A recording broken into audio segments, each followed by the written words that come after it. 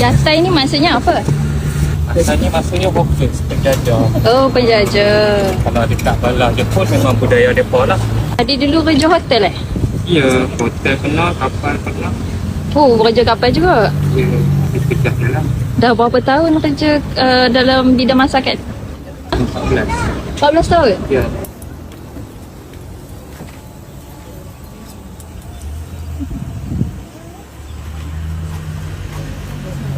Ni nak buat apa, Dek? Ini kita nak buat shoyu beef dengan tori paitan chicken. Okey. Yang ni sos apa, Dek? Ini tori paitan chicken. So Okey. yang ni rasa dia ayam kuah. Shoyu pula Ha? dia rasa berkicap lah. Dia wangi-wangi kicap. Umami sikit yang ni. Ada orang Kelantan lah? Ha? Ada orang Kelantan lah? Dia agak arah Kelantan sikit.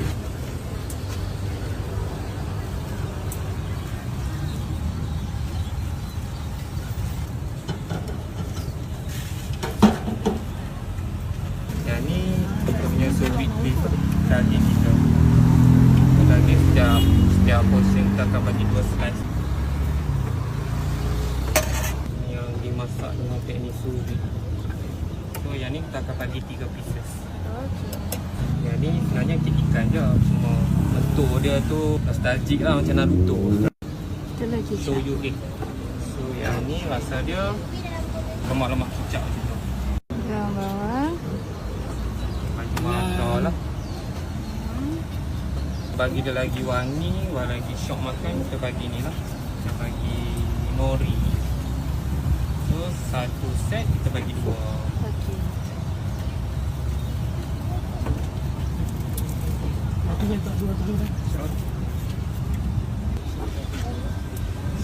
Ya, habis tu jalan terus kan.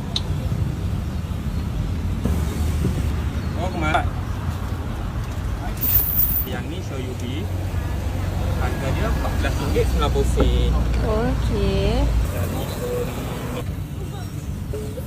tori paitan beef. Yang ni RM15.90. Shoyu chicken harga dia RM13.90.